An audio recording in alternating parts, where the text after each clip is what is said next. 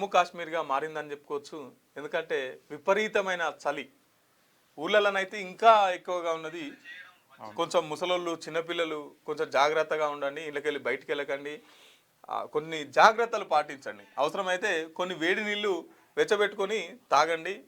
ఇక అట్లనే నిన్న రెండో విడత ఎన్నికలు కూడా కంప్లీట్ అయినటువంటి పరిస్థితి. రెండో విడత ఎన్నికల్లో కూడా కాంగ్రెస్కి ఎక్కువ సర్పంచ్ సీట్లు కైవసం చేసుకున్నట్లు మనకు తెలుస్తున్నది. ఇక గెలిచిన వాళ్ళు సంబరాలు చేసుకుంటుంటే ఓడిపోయిన వాళ్ళు మాత్రం ఇక దేవుని బొమ్మ పెట్టుకొని మాకు ఓటేసిరా లేదా, దేవుని మీద ఒట్టేసి చెప్పురి, ఏ లేదనుకో మా పైసలు మాకీరి, ఇట్లా తిరిగి పైసలు వసూలు చేసుకునే కార్యక్రమం ఓడిపోయిన వాళ్ళు వేసుకురు. ఏదేమైనా కూడా గెలిచిన వాళ్ళకు రేపు గెలవబోయేటోళ్లకు అందరికీ ఆల్ ది బెస్ట్. ఒకసారి మార్నింగ్ న్యూస్ చూసుకుందాం. ముందుగాల వెలుగు దినపత్రికను చూసుకుందాం. కాంగ్రెస్ మద్దతుదారులు 2316 మంది, బీఆర్ఎస్ 1157 మంది, బీజేపీ 256 మంది, ఇతరులు ఇండిపెండెంట్ అభ్యర్థులు 481 మంది. రెండో విడతలోనూ కాంగ్రెస్ సభ అత్యధిక గ్రామాల్లో సర్పంచులుగా అధికార పార్టీ మద్దతుదారులుగా ఘన విజయం. ఇంకా కొనసాగుతున్న కౌంటింగ్ ప్రక్రియ. ఈ విడతలో 3911 సర్పంచులకు, తర్వాత 29917 వార్డులకు ఎన్నికలు జరిగినాయి. దీంట్లో 415 గ్రామ పంచాయతీలు ఆల్రెడీ ఏకగ్రీవం జరిగిపోయినటువంటి పరిస్థితి. రెండో విడత గ్రామ పంచాయతీ ఎన్నికల్లోనూ కాంగ్రెస్ బలపరిచిన అభ్యర్థుల హవా కొనసాగింది. తొలి విడతలో అత్యధిక స్థానాలు కైవసం చేసుకొని జోష్ మీద ఉన్న ఆ పార్టీ రెండో విడతల్లోనూ విజయం పరంపర కొనసాగించింది. అత్యధిక పంచాయతీల్లో కాంగ్రెస్ మద్దతుదారులు సర్పంచులుగా విజయం సాధించారు. ఈ విడతలో మొత్తం 4331 పంచాయతీలకు నోటిఫికేషన్ ఇవ్వగా 5 పంచాయతీలు 108 వార్డుల్లో నామినేషన్లు దాఖలు కాలేదు. మరో 415 పంచాయతీలో సర్పంచ్, అలాగే 8307 వార్డు స్థానాలకు ఏకగ్రీవంగా ఎన్నికయ్యారు. కోర్టు కేసులు, ఇతర కారణాల వల్ల 2 పంచాయతీలు 18 వార్డుల్లో ఎన్నికలు నిలిచిపోయినాయి. దీంతో మిగిలిన 3911 సర్పంచ్, 29917 వార్డు మెంబర్ స్థానాలకు ఎన్నికలు జరిగాయి. సర్పంచ్ పదవుల కోసం 12782 మంది, వార్డు మెంబర్ల కోసం 71071 మంది అభ్యర్థులు బరిలో నిలిచారు. అర్ధరాత్రి వరకు కౌంటింగ్ ప్రక్రియ కొనసాగా రాత్రి 12 గంటల వరకు అందించిన సమాచారం ప్రకారం మొత్తం 4331 గ్రామ పంచాయతీలకు గాను కాంగ్రెస్ పార్టీ 2316 స్థానాలను కైవసం చేసుకొని తన అధికార పత్యాన్ని చాటుకున్నది. ఇక బీఆర్ఎస్ పార్టీ చూస్తే 1157 స్థానాలకే పరిమితమైంది. బీజేపీ 256, ఇతరులకు 481. ఇందులోనూ సిపిఎం, సిపిఐ స్థానాలు ఉన్నాయంట. ఇవి సిపిఐ, సిపిఎం, ఇండిపెండెంట్ కలిపి 481 కాగా జగిత్యాల జిల్లాలో 144 స్థానాలు ఉండగా అత్యధికంగా కాంగ్రెస్ 103 చోట్లు గెలిచింది. బీఆర్ఎస్ కేవలం 15 స్థానాలకే పరిమితం కాగా బీజేపీ 3వ స్థానంలో నిలిచింది. కాంగ్రెస్ కంచుకోటగా భావించిన నల్గొండ జిల్లాలోను ఆ పార్టీ రికార్డు విజయాన్ని నమోదు చేసింది. అక్కడ ఉన్న 282 స్థానాల్లో 172 చోట్ల కాంగ్రెస్ మద్దతుదారులు గెలుపొందారు. ఇక్కడ బీఆర్ఎస్ కేవలం 66 సీట్లతోనే సరిపెట్టుకున్నది. మొత్తం మీద అయితే కాంగ్రెస్ హవా చూపెట్టింది.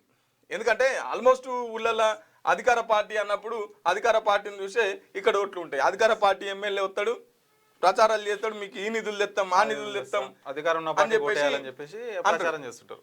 ఇంకోటి ఏంటంటే వార్డు మెంబర్గా గెలవడం కష్టం, ఎమ్మెల్యేగా గెలవడం చాలా ఈజీ. వార్డు మెంబర్గా గెలవాలంటే ఈయన చరిత్ర అంతా నాకు తెలిసి ఉంటుంది. ఓటర్ తెలిసి ఉంటుంది. అమ్మ నువ్వు పూర్వతరాలు మొత్తం తెలిసి ఉంటుంది. నువ్వు మొన్న పంచాయతీలో నా దిక్కు మాట్లాడినావురా, వాని దిక్కు మాట్లాడినావు, నీకు ఓటెత్తనా, మీదికి నమ్మిస్తాడు. సో ఇట్లా వాళ్ళ చరిత్ర అంతా వీళ్ళ దగ్గర ఉంటుంది కాబట్టి వార్డు మెంబర్గా గెలవడం కష్టం. దీంట్లో మనోడు చూస్తాడు, మందివాడు చూస్తాడు, ఈడు ఇంత ముందుకు ఎట్లున్నాడు చూస్తాడు, ఇవన్నీ ఉంటాయి.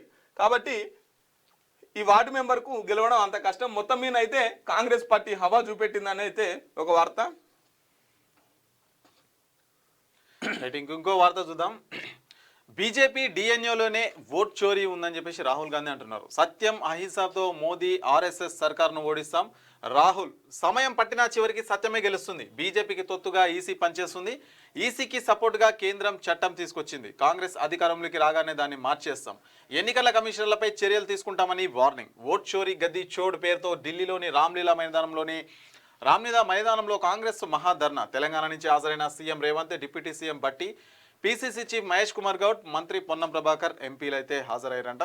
ఇక బీజేపీ డిఎన్ఏలో ఓట్ చోరీ ఉంటే కాంగ్రెస్ డిఎన్ఏలోనే సత్యం అహింస ఉందని కాంగ్రెస్ అగ్రనేత, లోక్సభ ప్రతిపక్ష నేత రాహుల్ గాంధీ పేర్కొన్నారు. ప్రజాస్వామ్య విలువలకు వ్యతిరేకంగా బీజేపీ కోసం కేంద్ర ఎన్నికల సంఘం పనిచేస్తుందని విమర్శించారు. ఓట్ చోరీ లేకపోతే బీజేపీ సర్కారును గద్దెదించడానికి ఎంతో టైం పట్టదని అన్నారు. ఆదివారం ఢిల్లీలోని రామ్లీలా మైదానంలో కాంగ్రెస్ పార్టీ ఆధ్వర్యంలో నిర్వహించిన ఓట్ చోరీ గద్దిచోడ్ మెగా ర్యాలీలో ఆయన మాట్లాడారు. ప్రధాన ఎన్నికల కమిషనర్ జ్ఞానేష్ కుమార్, ఎన్నికల కమిషనర్లు సుఖ్బీర్ సింగ్ సంధు, వివేక్ జోషి పేర్లను ప్రస్తావిస్తూ వారు బీజేపీ కోసం పనిచేస్తున్నారని ఆరోపించారు. ఎన్నికల కమిషన్ అనేది దేశం కోసమని, మోదీకి పరిమితం కాదనే విషయం వారు గుర్తుంచుకోవాలని అయితే సూచించారంట. మరి నిన్న ఓట్ చోరీ అంటే ఓట్ చోరీ గద్దీ చోడ్ అనే కార్యక్రమంలో భాగంగా రాహుల్ గాంధీ అయితే కొన్ని కీలక వ్యాఖ్యలు చేశారు. కాంగ్రెస్ పార్టీ సత్యం అహింసతోనైతే ఉంటుంది, మరి బీజేపీ పార్టీ అయితే ఈ విధంగా అంటే ఎన్నికల కమిషన్తోని అంటే రెండు కుమ్మక్కై ప్రజలను మొత్తం కూడా స్కామ్ చేసి గెలుస్తుందనే ఆరోపణలు అయితే కొన్ని రాహుల్ గాంధీ అయితే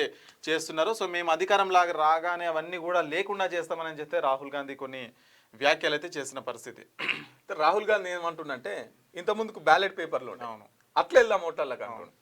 ఇప్పుడు ఇది ఈ మిషన్ వచ్చినాయి కదా, ఏదొచ్చినా కూడా బీజేపీకి ఓటు పడుతుందట. అంటే అందులో సెట్టింగ్ చేసుకునే ఆప్షన్ ఉందని వీళ్ళ ఆరోపణ. ఇంకోటి ఏంటంటే ఎలక్షన్ కమిషన్ ఎందుకు కళ్ళు మూసుకొని ఉన్నది. బీజేపీ వాళ్ళు ఒక్కోటికి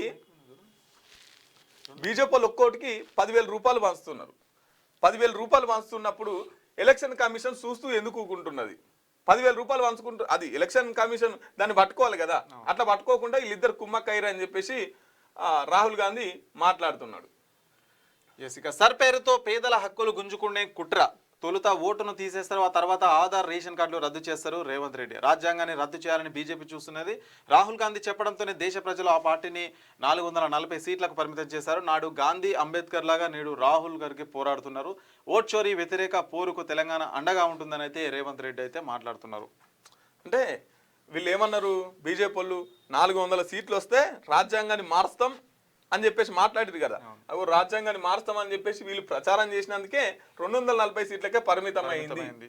కానీ వాస్తవంగా ఒకసారి దీని మీద కొంచెం ఎలక్షన్ కమిషన్ గట్టిగానే తీసుకోవాలి. వీళ్ళు అనేది కూడా ఒక్కొక్కసారి వాస్తవాలు అనిపిస్తాయి. వాళ్ళు అంత గన్షాట్గా చెప్పారు చూడు, 400 సీట్లు వస్తాయి మాకని.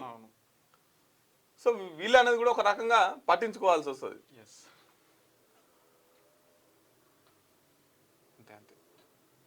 రెండో విడతలో 86% పోలింగ్, రాష్ట్ర వ్యాప్తంగా రికార్డ్ స్థాయిలో ఓటింగ్. యాదాద్రి, భువనగిరి, ఖమ్మంలో 91% దాటిన పోలింగ్. అత్యల్పంగా నిజామాబాద్లో 76%, జగిత్యాలలో 78% నమోదు. ఓటింగ్ పెద్ద ఎత్తున పాల్గొన్న మహిళలు పెద్ద ఎత్తున పాల్గొన్నారంట.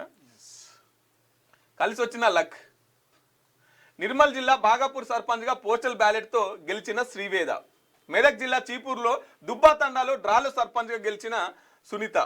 టై కావడంతో టాస్తో గెలిచిన సర్పంచ్లు. పోస్టల్ బ్యాలెట్స్తో యువతి విజయం. ఒక్క సీటుతో విజయం వరించిన వాళ్ళు మరికొందరు. వార్డు మెంబర్గా ఏకగ్రీవం, సర్పంచ్గా ఘన విజయం.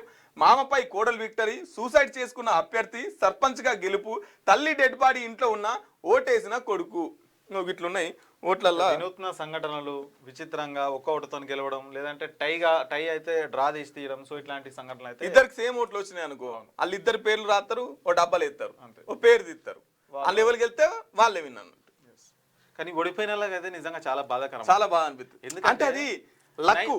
అంటే ఇప్పుడు అది కంప్లీట్ గా అదృష్టం ఎందుకంటే వాళ్ళు దాదాపు విజయం దాకా వచ్చినారు. జస్ట్ ఒక చిట్టి తీయడం వల్ల ఓడిపోయినందుకు వాళ్ళకి ఎంత బాధ ఉంటుంది. చాలా ప్రజలు కోరుకున్నారు, ప్రజలు వీళ్ళని కావాలని కోరుకున్నారు, రిజెక్ట్ మాత్రం చేయలేదు. కానీ లక్ వరించలే. కొత్త ఏడాదిలో కొత్త పహానీలు. భూభారతి చట్టం ప్రకారం గ్రామాల్లో రికార్డు ఓపెన్ చేయనున్న రెవెన్యూ శాఖ. భూమి సంక్రమణ వివరాలు కూడా రికార్డులోకి. భూస్వరూపం పండించే పంటలు సమగ్ర సమాచారం నమోదు. కొత్త జీపీఓలకు రికార్డు నిర్వహణ బాధ్యతలు. 2014లో ఆగిపోయిన పహానీ రికార్డులు 10 ఏళ్ల తర్వాత పునరుద్ధరణ. 10 ఏళ్లుగా ఆగిపోయిన పహానీ రికార్డు నిర్వహణ కొత్త సంవత్సరంలో మళ్లీ ప్రారంభించాలని నిర్ణయించింది. అంతేకాకుండా అందులో కీలకమైన మార్పులకు శ్రీకారం చుట్టింది.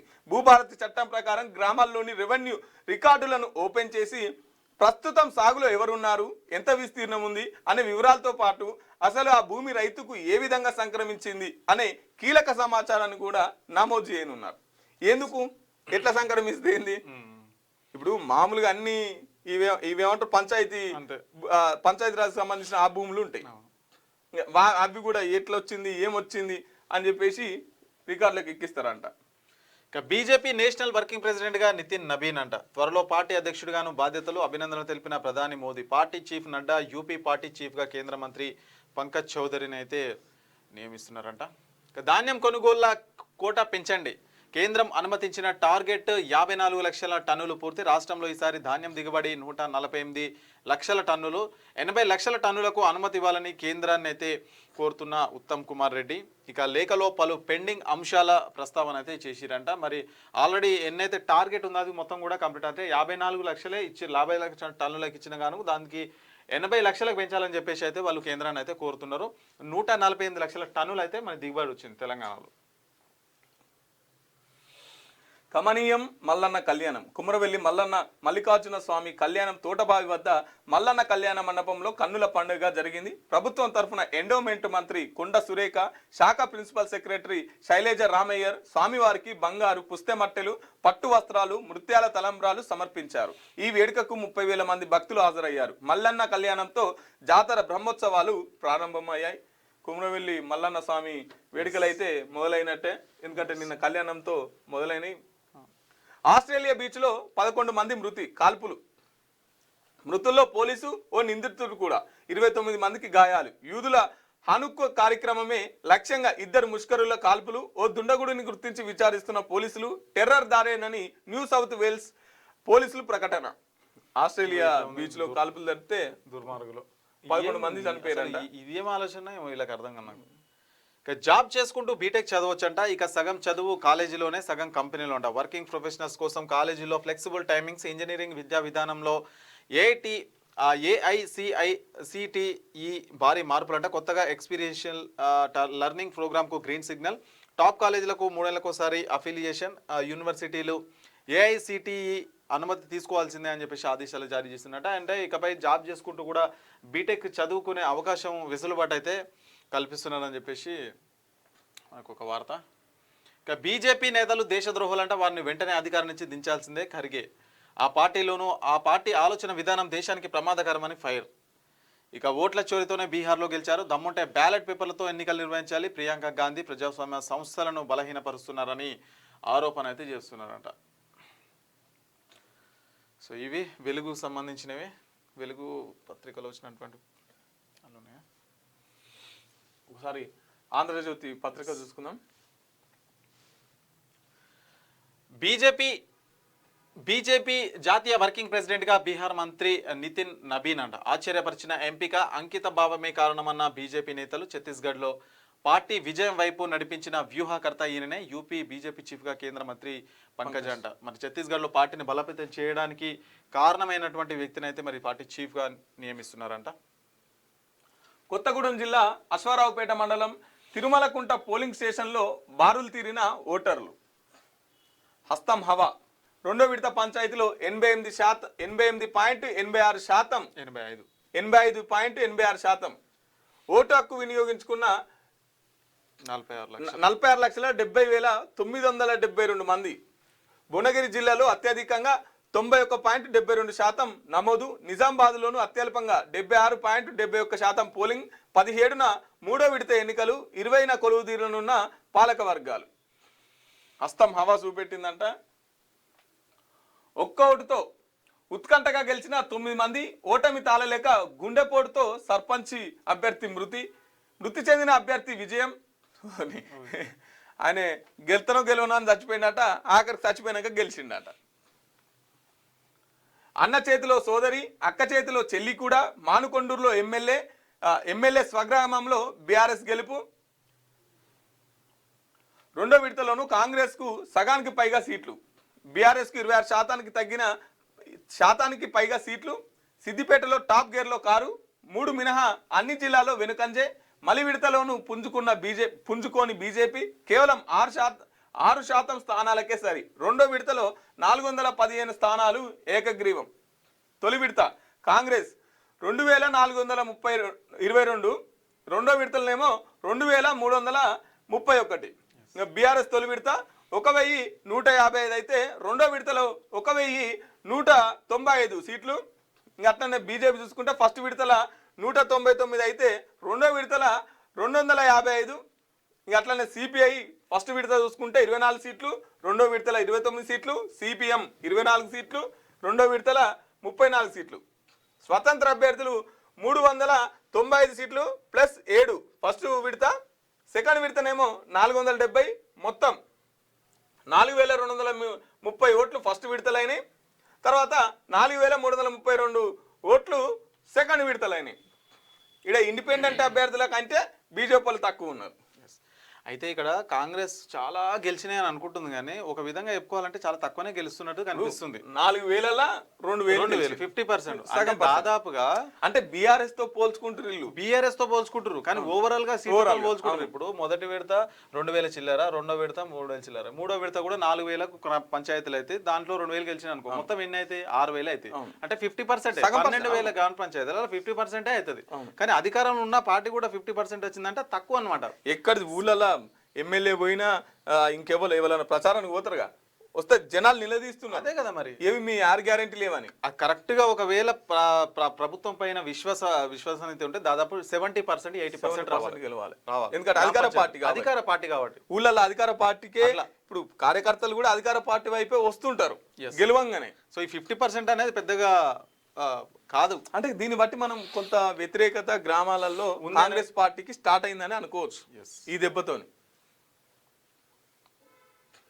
సత్యానికి అసత్యానికి మధ్య పోరాటం అంట.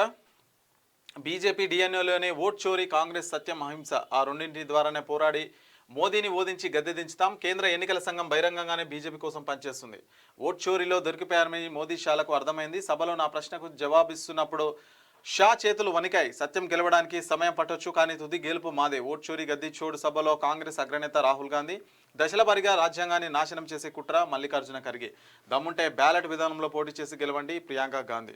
సో రేషన్ ఆధార్ ఆస్తులను లాక్కుంటున్నారు. ఓట్ల తొలగింపుతో ఎస్ఐఆర్ ఆగదు. ఓట్ చోరీ దేశ సమస్య. బీజేపీకి 400 సీట్లు వచ్చి ఉంటే రాజ్యాంగాన్ని రద్దు చేసేవారు. ఈ విషయాన్ని ఎన్నికలప్పుడే రాహుల్ గాంధీ చెప్పారు. అందుకే ప్రజలు బీజేపీకి 240 సీట్లే ఇచ్చారు సీఎం రేవంత్ రెడ్డి అయితే చెప్తున్నారు. నిన్న మా తెలంగాణ ముఖ్యమంత్రి, ఉప ముఖ్యమంత్రి, మిగతా రాష్ట్రాల మంత్రులు, ఉప ముఖ్యమంత్రులు, ముఖ్యమంత్రులు అందరూ పోయి నిన్న రామ్లీలా మైదానంలో ఓట్ చోరీ గద్దె చోరు అని చెప్పేసి, యూదులపై మారణకాండ, 12 మంది మృతి. ఆస్ట్రేలియాలోని సిడ్నీ బోండిచ్లో హానుక వేడుకలపై 2 సాయుధుల కాల్పులు, 29 మంది గాయాలు. ఒక ఉగ్రవాది పైకి లగించి తుపాకీ లాక్కున్న పౌరుడు. పోలీసుల కాల్పులు, 2 ఉగ్రవాదుల్లో ఒకరి మృతి, మరొకరు అరెస్ట్. అతన్ని సిడ్నీ వాసి నవీద్. ఉగ్రవాదిని ఒడిసిపట్టిన వ్యక్తి పండ్ల వ్యాపారి అహ్మద్. ఆస్ట్రేలియా విధానాలతో యూదా దేశానికి ఆజ్యం. నెతన్యాహు మోదీ దిగ్బంది. నిన్న బీచ్లో గోవా 12 మంది, సిడ్నీలో 12 మంది చనిపోయినటువంటి పరిస్థితి. త్వరలో పునర్వ్యవస్థీకరణ. మంత్రివర్గం నుంచి పొన్నం సురేఖను తప్పిస్తారనే వార్తల్లో వాస్తవం లేదు. నెల రోజుల్లో ఎస్సీ ఎస్టీ బీసీ కమిటీలు. బీఆర్ఎస్ ముగిసిన కథ. కవితతో ఆ పార్టీకి కోలుకోలేకనే దెబ్బ. ఢిల్లీ మీడియాతో మహేష్ కుమార్ ఇష్టాఘోషి. త్వరలోనే రాష్ట్ర మంత్రివర్గాన్ని వ్యవస్థీకరించే అవకాశం ఉందని టీపీసీసీ అధ్యక్షుడు మహేష్ కుమార్ గౌడ్ తెలిపారు. మంత్రులు పొన్నం ప్రభాకర్ సురేఖలను తొలగిస్తారని వస్తున్న వార్తల్లో వాస్తవం లేదని స్పష్టం చేశారు. 2 బీసీ సామాజిక వర్గానికి చెందిన మంత్రులని, ఆ పార్టీ కోసం కష్టపడిన వాళ్ళే అని. ఇప్పుడు వీళ్ళిద్దరు బీసీ మంత్రులే. ఎప్పుడు నాగార్జున సమంత సంబంధించి కేటీఆర్ ఎప్పుడైతే మాట్లాడిందో అప్పటి నుంచి వస్తున్నాయి కొండ సురేఖ మీద వార్తలు. ఈమెను మంత్రివర్గం నుంచి తీసేస్తారు, పార్టీ యాక్షన్ తీసుకుంటుంది అని చెప్పేసి. ఆ కేసు కాంప్రమైజ్ అయింది కానీ మేడం గారికైతే ఏం కాలేదు. యువత ఆకస్మిక మరణాలు కోవిడ్ టీకాల వల్ల కాదు. 45 ఏళ్ల లోపు వారికి 42% ఆకస్మిక మరణాలకు గుండె జబ్బులే ప్రధాన కారణం. తర్వాతి స్థానంలో ఊపిరితిత్తుల సమస్యలు. మహిళల కంటే పురుషుల్లో 5 రెట్లు ఎక్కువ. ఎయిమ్స్ వైద్యుల అధ్యయనంలో వెల్లడంట. సో మన ఈ మధ్య ఎక్కువ గుండెపోటులు రావడానికి కారణం ఆ మధ్య మనం తీసుకున్నటువంటి ఏవైతే కోవిడ్ టీకాలు ఉన్నాయో అవని చెప్పేసి చాలా వరకు సోషల్ మీడియాలో అయితే చక్కర్లు అయితే బాగా కొడుతున్నాయి. సో అట్లా కాదు, దాని కారణం అయితే అది కాదని చెప్పేసి ఎయిమ్స్ వైద్యులు అయితే ఒక అధ్యయనంలో అయితే వెల్లడించినట్ట. వచ్చేస్తుంది హైడ్రోజన్ రైల్. గ్రీన్ ఎనర్జీ హబ్లో చేరనున్న మరో రైల్వే. హైడ్రోజన్తో రైలు నడిపిస్తున్నారట. 19న కేసీఆర్ అధ్యక్షతన కీలక సమావేశం. బీఆర్ఎస్ శాసనసభ పక్షం పార్టీ రాష్ట్ర కార్యనిర్వహణ వర్గ భేటీ. సాగునీటి హక్కుల పరిరక్షణ చేపట్టాల్సిన ఉద్యమాలపై నిర్ణయాలు, పార్టీ అంతర్గత సమస్యలపైన చర్చ. 19 తారీఖు నాడు బీఆర్ఎస్ భవన్లో కీలక సమావేశం. బీఆర్ఎస్ పార్టీ వాళ్ళతోని తెలంగాణ భవన్లో కేసీఆర్ ఒక సమావేశం నిర్వహిస్తున్నాడంట. ఎందుకంటే 19 తారీఖున అంటే ఆల్మోస్ట్ ఎన్నికలు అయిపోతాయి. ఎన్నికలు అయిపోయిన తర్వాత మళ్ళీ నెక్స్ట్ జెడ్పీటీసీ ఎంపీటీసీ ఎంతమంది గెలిచినారు ఏంది కానీ అని చెప్పేసి ఎట్లున్నది పార్టీ ఊళ్ళల్లో ఎట్లున్నది, మనం ఇంకేం చేయాలి అనేది ఒక అంచనాకు తీసుకొస్తారు. సో మళ్ళీ కేసీఆర్ ఒకసారి అయితే బయటికి వెళ్తున్నాడు. కేసీఆర్ ను చూసే అవకాశం మనకు కూడా వస్తుంది. H1B వీసాలు తాత్కాలిక రద్దు. అమెరికాలోని వీసాదారులకు ప్రభుత్వం ఈమెయిల్స్. H4 వీసాదారులకు కూడా వారి సోషల్ ఖాతాల తనిఖీ కోసమే వాదనలు. భారతీయ ఉద్యోగులపై తీవ్ర ప్రభావం పడే అవకాశం. విదేశీ ఉద్యోగులు విద్యార్థులకు వీసాల జారీలో ఉద్దేశపూర్వకంగానే జాప్యం చేస్తున్న అమెరికా ఆ దేశంలోని విదేశీ ఉద్యోగులపై కూడా చర్యలు ఉపక్రమించింది. అమెరికాలో H1B, H4 వీసాలతో పనిచేస్తున్న కొందరు ఉద్యోగులకు కూడా వారి వీసాలను తాత్కాలికంగా ఆపేసిందంట. అక్కడ ఉన్న వాళ్ళ వీసాలను తాత్కాలికంగా రద్దు చేసిందట. ఈ ట్రంప్ వచ్చిన కాంచి మామూలు సుక్కలు చూపిస్తలేడు పాపం అందరికి. ఇటు ఏమో టారిఫ్లు వేసి సుక్కలు చూపిస్తుండు, అక్కడ ఉంటోళ్ళను దేశం దాటి పోనీకి ఏదో రకంగా వాళ్ళని ఇబ్బంది పెడుతూనే ఉన్నాడు. ఇక మన రాష్ట్రంలోనూ ఇక ఎత్తుకొని ఊరేగుతాడు రేవంత్ రెడ్డి. ఇది ఆంధ్రజ్యోతి పత్రిక. ఒకసారి దిశ పత్రిక చూద్దాం. 2వ దఫా కూడా హస్తగతమేనంట.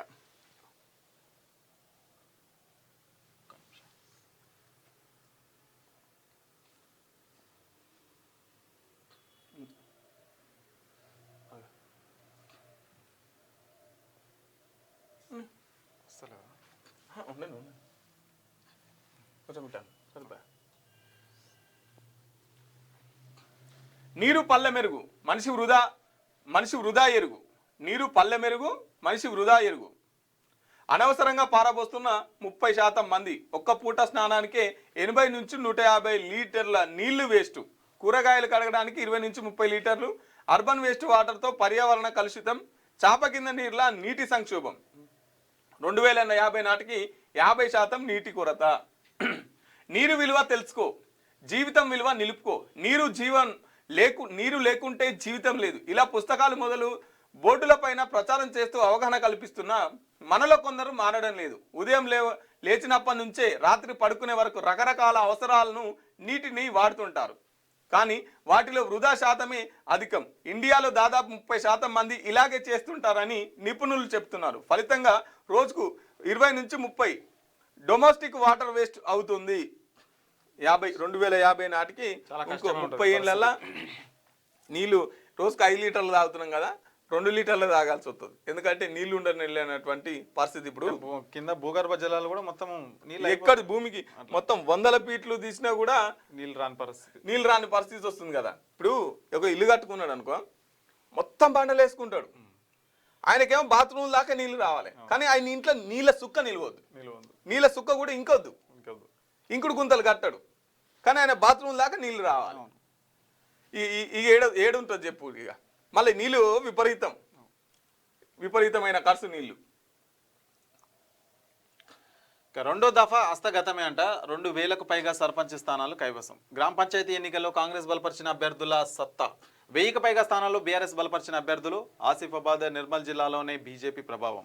85.86% పోలింగ్. అత్యధికంగా యాదాద్రి భువనగిరి జిల్లాలో 91.72%. అత్యల్పంగా నిజామాబాద్ జిల్లా 76.71%. కొన్ని చోట్ల చనిపోయిన అభ్యర్థులకు పట్టం కట్టిన ఓటర్లు అంట. సో ఇది బీఆర్ఎస్ అభ్యర్థులను గెలిపిస్తే మెడపట్టి బయటికి గెంటేస్తా, నా నుంచి ఒక్క పని జరగదు. వనపర్తి ఎమ్మెల్యే మెగారెడ్డి అయితే సంచలన వ్యాఖ్యలు చేసిరంట. మరి బీఆర్ఎస్ అభ్యర్థులను గెలిపిస్తే మెడపట్టి గైటికి గెంటేస్తారంట. అట్లా ఏముండదు, మీరేం భయపడకూరి. ఆయననే మెడబట్టి బయటికి గెంటే ప్రజలు ఒకవేళ అంటే అంతే, ఇబ్బంది ఏం లేదు. ఎందుకంటే మీకు రావాల్సిన నిధులు ఏ అభ్యర్థి ఉన్నా, ఇండిపెండెంటా ఏ పార్టీ అన్నా కానీ ఎవరన్నా కానీ మీకు రావాల్సిన నిధులు మీ ఊరికి వస్తాయి. అది ఏ పార్టీ అయినా కానీ ఇప్పుడు అధికార పార్టీ ఉంది కదా మేము అభివృద్ధి చేసుకుంటాం అభివృద్ధి అవుతుంది లేకపోతే నిధులు రావు అనేది ఉండదు. మనం ట్యాక్సీ ప్లేయర్స్, మనం ట్యాక్స్ పే చేస్తున్నాం కాబట్టి ఆ హక్కు మనకు ఉంటుంది. ఇక ఎస్ఐఆర్తో పేదల హక్కులను లాక్కునే కుట్ర, ఓటర్ ఆధార్ రేషన్ కార్డులు తొలగిస్తారు. ఆర్ఎస్ఎస్ గోల్వార్కర్ భావాజాలం అమలుకు మోడీ అమిత్ షా కుట్ర. గత ఎన్నికల్లో బీజేపీకి పూర్తి మెజార్టీ వస్తే రాజ్యాంగాన్ని మార్చేసేవారు. ఓట్ చోరీ పోరాటంపై రాహుల్ గాంధీకి ప్రజలు అండగా నిలవాలి. ఢిల్లీలో ఓట్ చోరీ గద్దిచోడ్ మహార్యాలీ సభలో సీఎం రేవంత్ రెడ్డి పాల్గొన్న ఖర్గే, రాహుల్ గాంధీ, సోనియా, ప్రియాంక. సో ప్రతి దాంట్లో ఇది వార్త ప్రధానంగా కనిపిస్తూ ఉంది. జగ్గారెడ్డి మేము మాట్లాడతాం. కవితకు అవగాహన లేదు, కేసీఆర్ కూతురు అయినందుకే ఆమె లీడర్ అయ్యారు. నేను హరీష్ రావు వల్ల టీఆర్ఎస్ను వీడలేదు. నాది డైరెక్ట్ రాజకీయం, హరీష్ రావుది వెనక నుంచి పొడిచే పాలిటిక్స్. కొందరి వల్ల నేను డిస్టర్బ్ అయ్యాను. మే నెలలో అన్ని విషయాలు చెప్తా. కాంగ్రెస్ మాజీ ఎమ్మెల్యే జగ్గారెడ్డి అయితే కొన్ని వ్యాఖ్యలు అయితే చేస్తున్నారంట. మరి కవితకైతే అవగాహన లేదంట, ఆమె కేసీఆర్ వల్లనే ఆమె లీడర్ అయితే అయ్యారంట. నాది డైరెక్ట్ రాజకీయం, హరీష్ రావుది అయితే మరి వెనక నుంచి వెన్నుపోటు ఓడిసే రాజకీయం అని చెప్పేసి అయితే బీజేపీ వర్కింగ్ ప్రెసిడెంట్ గా నితిన్ నబీన్ నియమించిన పార్టీ పార్లమెంటరీ బోర్డు పిన్న వయస్కుడిగా తొలి బీహారీగా రికార్డు. ప్రస్తుతం బీహారీగా బాధ్యతలు. త్వరలోనే జాతీయ అధ్యక్షుడిగా నితిన్. చిన్న వయసులోనే అధ్యక్షుని పదవి వచ్చిందంట. వచ్చే నెలలో ప్రవేశ పరీక్షల షెడ్యూల్ కసరత్తు చేస్తున్న ఉన్నత విద్యా మండలి. త్వరలో అధికారిక ప్రకటన వెలువడే ఛాన్స్. ఈసారి కొత్త వర్సిటీలకు పరీక్షల నిర్వహణ బాధ్యత. ప్రవేశ పరీక్షలు ముగిశాక యాజమాన్య కోటా సీట్లపై సర్కార్ అయితే నిర్ణయం అయితే మరి వచ్చే నెలలో అన్ని సంబంధించిన ప్రతి ఒక్కటి ఎంట్రన్స్ ఎగ్జామ్స్ ఉంటాయి కదా అవైతే స్టార్ట్ అవుతున్నాయంట.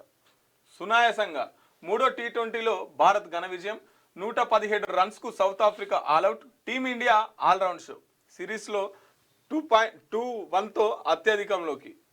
ధర్మశాలలో ఆదివారం సౌత్ ఆఫ్రికాలో జరిగిన 3వ టీ20 మ్యాచ్లో టీమిండియా 7 వికెట్ల తేడాతో విజయం సాధించింది. ముందుగా బ్యాటింగ్ చేసిన సౌత్ ఆఫ్రికాను 117 పరుగులకే ఆల్అౌట్ చేసింది. భారత్ బౌలర్లు హర్షదీప్ సింగ్, వరుణ్ చక్రవర్తి, హర్షిత రాణా, కుల్దీప్ యాదవ్ తలా 2 వికెట్లు తీసి సఫారీలను మట్టి కరిపించారు. అనంతరం బ్యాటింగ్కు దిగిన భారత జట్టు మూడు వికెట్ల నష్టానికి 15.5 ఓవర్లతో లక్ష్యాన్ని ఛేదించింది.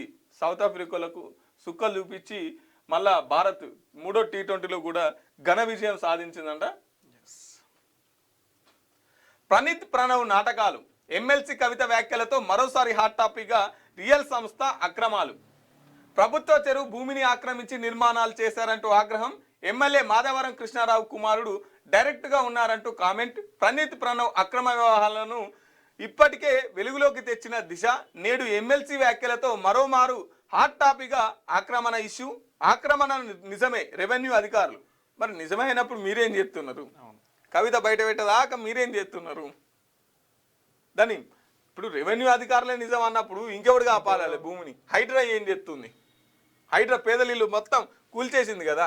మరి హైడ్రా ఇప్పుడు ఏం చేస్తున్నది? చెరువును కబ్జా పెట్టిరాట ఎమ్మెల్యే. అంటే ఎమ్మెల్యే ఆస్తులు ముట్టుకోరు అన్నట్టు. ఎమ్మెల్యే అయితే చెరువును కబ్జా పెట్టవచ్చు, మొత్తం ఏదైనా కబ్జా పెట్టవచ్చు. వాళ్ళకి ఎటువంటి రైట్స్ని తీసుకోరు ఈ హైడ్రా వాళ్ళు. పేదలీళ్ళు మాత్రం కూలగొడతారు. డెబిట్ కార్డుపై బీమా, కాంప్లిమెంటరీ ఇన్సూరెన్స్ కవరేజ్ అందిస్తున్న బ్యాంకులు. వివిధ రిస్కుల నుంచి రక్షణ. అకౌంట్ కార్డు టైప్ని బట్టి పాలసీ మొత్తం. శాలరీ అకౌంట్ కార్డు పైన ఇన్సూరెన్స్ సదుపాయం. 50,000 నుంచి 1 కోటి వరకు వర్తింపు. అవగాహన లేక ప్రయోజనాలు కోల్పోతున్న కస్టమర్లు అంటారు. సో మనకి ఏవైతే శాలరీకి సంబంధించిన ఏటీఎం కార్డ్స్, డెబిట్ కార్డ్స్ ఉంటాయో అందులో అయితే చాలా ఇన్సూరెన్స్లు కూడా ఉంటాయి అనమాట. అవి మనకు తెలియదు యాక్చువల్గా. సో దానికి సంబంధించిన కంపెనీలు ఏవైతే ఉంటాయో ఇన్సూరెన్స్లు కూడా కడతారు. సో మన కార్డును బట్టి దాన్ని బట్టి మనకైతే ఎంతో కొంత ఇన్సూరెన్స్ అయితే వస్తుంది. చాలామంది దాని గురించి తెలియక ఇన్సూరెన్స్ క్లెయిమ్ కూడా చేసుకోవట్లేదు అనమాట. అది సో ఇక ఆస్ట్రేలియాలో ఉగ్రఘాతుకం. సిడ్నీ బీచ్లో నరమేధం. యూదు వేడుక చేసుకుంటున్న వారిపై కాల్పులు. 11 మంది దుర్మరణం. ఒక ఉగ్రవాది హతం, మరో ఉగ్రవాది అరెస్ట్. విద్వేషం, హింస, ఉగ్రవాదాన్ని సహించం. ఆస్ట్రేలియా ప్రధాని చెప్తున్నారు భారత్ ఉగ్రవాదాన్ని ఏమాత్రం ఉపేక్షించదని ప్రధాని మోదీ అయితే చెప్తా ఉన్నారు. ఇక దరఖాస్తులు 4 లక్షలు పరిశీలన, దరఖాస్తులు 9 లక్షలు పరిశీలన 9,000 అంట. సాదా బైనామీలకు నో క్లియరెన్స్, చట్టంలో లేని నిబంధనలతో చిక్కులు, భూభారతి 2025 పేరిట సాకులు, హెచ్ఎండిఏ పరిధిలో చెల్లని దరఖాస్తులు డిసెంబర్లోగా పూర్తి చేయాలని ఒత్తిళ్లు, గైడ్ లైన్స్ మార్చడమే సమస్యకైతే పరిష్కారం అంట. మరి దరఖాస్తులు 9 లక్షలు వస్తే మరి 9,000 మాత్రమే పరిశీలనకైతే వచ్చినాయంట. ఇదంతా ఓడ్చూరి నిన్న మీటింగ్ సంబంధించినటువంటి విషయం. ఈనాడు పత్రిక అందుదాం. కాంగ్రెస్ అదే జోష్, రెండో విడతలోనూ సగానికి పైగా సర్పంచ్ స్థానాల్లో ఆ పార్టీ మద్దతుదారులకు విజయబేరి. ఎవరికేంటి అనేది మనం చూసినాం. 27 జిల్లాల్లో మెజార్టీ సీట్లు హస్తగతం. గట్టి పోటీ ఇచ్చి రెండో స్థానంలో నిలిచిన ప్రతిపక్ష బీఆర్ఎస్. నిర్మల్ జిల్లాలో భాజపాకు అత్యధిక స్థానాలు. అర్ధరాత్రి 12:30 వరకు అందిన ఫలితాలు 85 నుంచి 86% పోలింగ్ నమోదు. మళ్ళా కూడా చంటి బిడ్డలతో అయితే వస్తున్నారంట. కాంగ్రెస్కి ఎక్కువ సర్పంచ్ సీట్లు వచ్చినాయి అనేది అయితే వార్త. పంచాయతీ ఎన్నికలు 5 వారాలలో. మోదీ సర్కార్ను గద్దె దించుతాం, సత్యం అహింస మార్గంలో వెళ్తాం. భాజపాకు ఈసీ దాసోహం. ఓచోరి గద్దిచోడ్లో సభలో కాంగ్రెస్ అగ్రనేత రాహుల్ గాంధీ. రాష్ట్ర కేబినెట్ ప్రక్షాళనకు ప్రయత్నం, అధిష్టాన నిర్ణయమే ఫైనల్. పిసిసి అధ్యక్షుడు మహేష్ కుమార్ గౌడ్ రాష్ట్ర కేబినెట్ ప్రక్షాళనకు ప్రయత్నాలు చేస్తున్నారు. మార్పులు చేర్పులు, కొత్త వాళ్ళు వస్తారు, కొత్త మంత్రులు తీసుకునే. మనకు హోంశాఖ మంత్రి లేరు, విద్యాశాఖ మంత్రి లేరు. సో ఇట్లా వీళ్ళందరినీ ఫుల్ఫిల్ చేసే కార్యక్రమం మళ్ళా ముంగటేసుకురని చెప్పేసి. నీటి హక్కుల పరిరక్షణపై ఇక పోరుబాటే.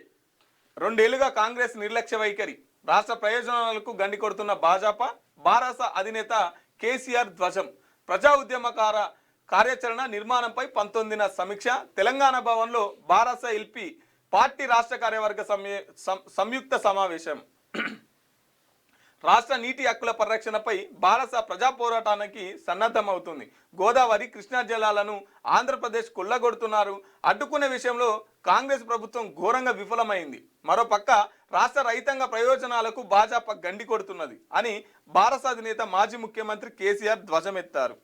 ఇటువంటి సందర్భంలో తెలంగాణ ప్రజలు రైతాంగ సాగునీటి హక్కులను కాపాడుకోవడానికి మరో ప్రజా పోరాటం, ఉద్యమం తప్పదని బారాస భావిస్తుంది. ఇందులో భాగంగా తదుపరి నిర్మించబోయే తెలంగాణ ప్రజా ఉద్యమాలకు సంబంధించి పార్టీ విస్తృత స్థాయి సమావేశాలకు లోతుగా చర్చిస్తాం అని ఆయన పేర్కొన్నారు. రాష్ట్ర జల హక్కుల సాధన ఉద్యమం నిర్మాణంపై చర్చించేందుకు కేసీఆర్ అధ్యక్షతన 19న 2 గంటల నుంచి తెలంగాణ భవన్లో ఎల్పీ పార్టీ కార్యవర్గ సంయుక్త సమావేశం నిర్వహించనున్నారంట. నీళ్ళ మీద కొట్లాడదాం, మనకు నీటి హక్కుల మీద కొట్లాడదాం. ఆంధ్రులు మలకపోతుంటే తెలంగాణలో వంతబాడుతున్నారు. కాబట్టి మనం నిజమైన ఉద్యమకారులు. మళ్ళీ తెలంగాణ ఏ ఆంక్షల కోసం అయితే నీళ్లు, నిధులు, నియామకాలు అని చెప్పేసి అయితే తెలంగాణ సిద్ధించిందో మళ్ళీ నీళ్లను మనం మళ్ళా పోరాడి తెచ్చుకుందామని చెప్పేసి కేసీఆర్ అంటున్నటువంటి మాట. భాజపా కార్యనిర్వాహక అధ్యక్షుడిగా నవీన్ సిన్హా. 45 ఏళ్ల నేతకు అనూహ్యంగా పెద్ద పదవి. జనవరి 14 తర్వాత అధ్యక్ష పగ్గాలు.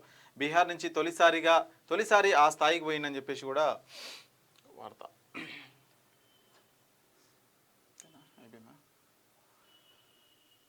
యూదులపై ఉగ్రదాడి. సిడ్నీ బీచ్లో దుండగుల కాల్పులు. 16 మంది దుర్మరణం, 38 మందికి గాయాలు. పోలీస్ కాల్పుల్లో ఒక దుండగుడి మృతి, మరో దుండగుడి అరెస్ట్.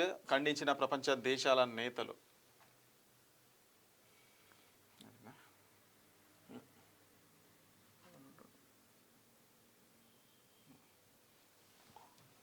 రైట్.